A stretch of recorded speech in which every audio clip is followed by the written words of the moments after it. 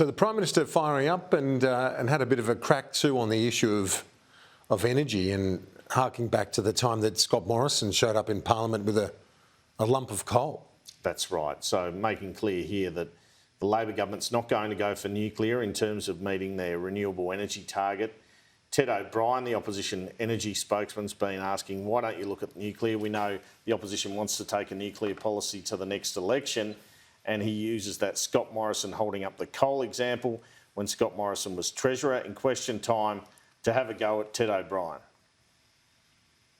Not only did they have 22 energy policies and not land a single one when they were in office, they now have come up with a new one.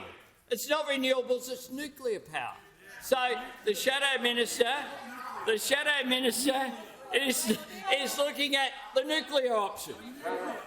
No one likes a reactor like a reactionary, Mr Speaker. And I'll give them this bit of advice now they're going down the nukes option. I'll give them that bit of advice. Don't bring in a bit of uranium and pass it around, because that won't work well.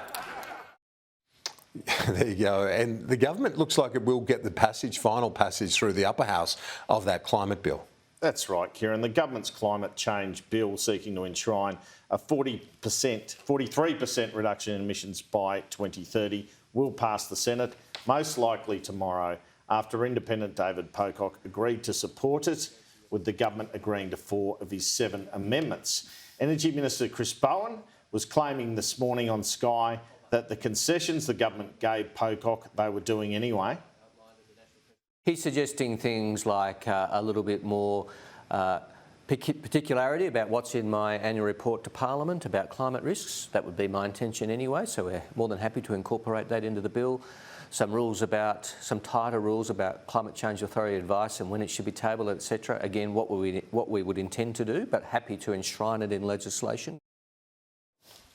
Also during that interview with Tom Connell, one controversy in the minister's tenure so far has been the resignation of the CEO of Snowy Hydro, Paul Broad, after he fought with the minister over blowouts in the project and the government's desire to have green hydrogen in the proposed Kurri Kurri gas plant.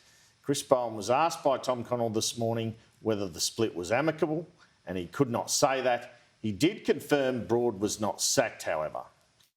Paul Broad, was he sacked or did he resign? Well, he resigned, and I thank him for his service. Is it $2.2 billion over?